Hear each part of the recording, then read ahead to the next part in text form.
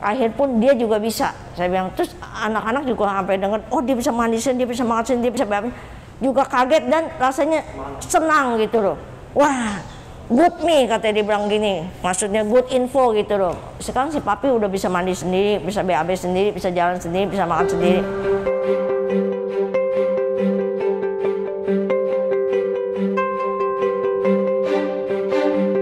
Pertama masuk kayaknya ya udah 20 tahunan lebih ada kayaknya. Tapi masih bisa diobatin ya, masih bisa. Tadi kita nggak tahu mesti diinfus, jadi nggak diinfus, cuman berobat jalan. Setelah berobat jalan,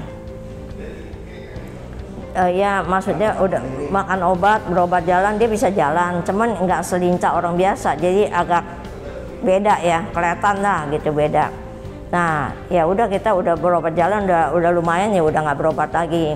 Nah terus 2019 saya bawa dia ke Pineng berobat gitu, lihat katanya gara-gara darting ginjalnya kurang bagus. Saya lihat ke dokter spesialis ginjal tuh, jadi booking besok. Udah gitu dokter lain lagi saya pergi dah, dokter ini internis lain, terus udah gitu urolog, dokter jantung, semuanya saya pergi. Nah dia terus kena stroke kedua kali tahun kemarin.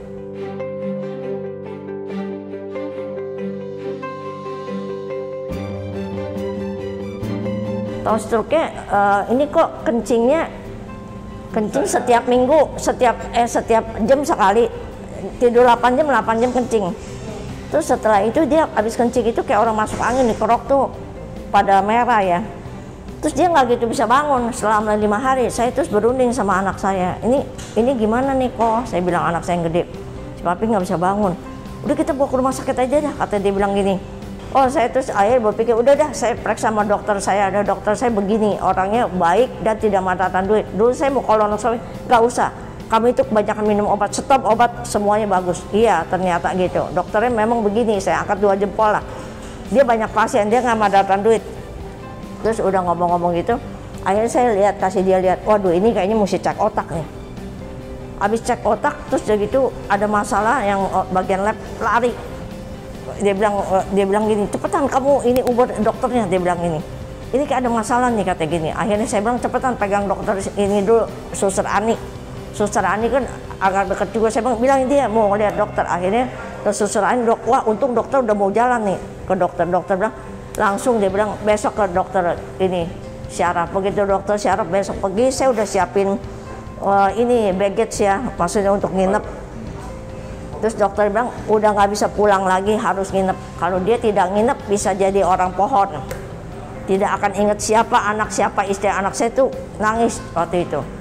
Terus langsung itu malam juga masuk, udah masuk 8 hari kan nggak ada yang tinggalin. Saya juga baru operasi ini, saya nggak berani urusin dia, dan anak saya juga dua-duanya kerja, dan kita tidak berani, tidak ada yang tungguin lah kan COVID. Kalau udah tes nggak boleh keluar. Kalau udah keluar nggak boleh masuk lagi, jadi repot. Akhirnya tetap dia sendiri, dokternya sih baik, yang dokter syaraf anak masih ya masa 40-an kali, 30-40. Dia bilang nggak apa-apa, nggak khawatir, bapak di sini, saya bisa liatin. Kalau you mau WA-in saya akan jawab. Dia bilang setiap hari saya akan kontrol dia.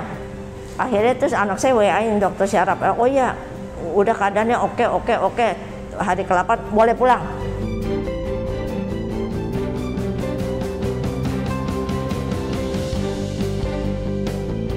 Saya juga tiap hari kasih dia semangat, tiap pagi saya juga latihan, kasih dia latihan tangan, jadi otak dia nggak ini, begini, terus begini, saya bilang terus begini mencakar, pokoknya banyak latihan kaki, tangan, setiap pagi saya yang latih dia.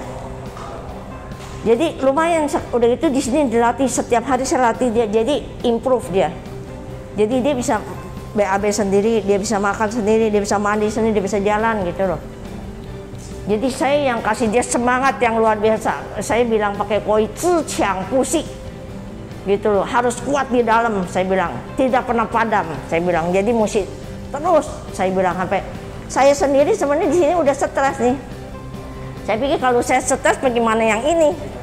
Ya udah dah, saya bilang saya udah bersyukur aja dah. Saya masih bisa jalan, bisa setir mobil, bisa apa, cuman memang agak kaku sedikit. Nah akhirnya tuh saya bilang sama anak saya akan bikin si papi bisa jalan. Anak saya lagi itu juga bingung loh, apa mungkin dia nggak bisa jawab saya. Dia pikir apa iya sih udah begini meletoy begini akan bikin dia bisa jalan. Saya cuman berdasar keyakinan dan berdasar iman saya, lu mau, you can, you pasti bisa, I can gitu loh, we can gitu loh. Jadi saya dengan kekuatan semangat saya terus ajak dia fisioterapi. Akhir pun dia juga bisa. Saya bilang terus anak-anak juga sampai dengar, oh dia bisa mandi sini, dia bisa makan sini, dia bisa bangun. Juga kaget dan rasanya senang gitu loh. Wah, good nih katanya, dia bilang gini, maksudnya good info gitu loh. Sekarang si papi udah bisa mandi sendiri, bisa BAB sendiri, bisa jalan sendiri, bisa makan sendiri.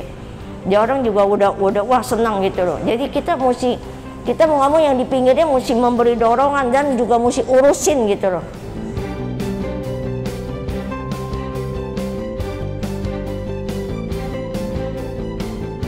Pelayanannya bagus, dokternya juga baik, sangat perhatian. Dokter Ade termasuk dokter yang baik. Gua termasuk emang dokter yang baik. Mungkin salah ngomong termasuk dokter. Dokter Ade orangnya baik dan udah gitu pelayanan di sini juga bagus, Mandaya. Saya senang gitu loh.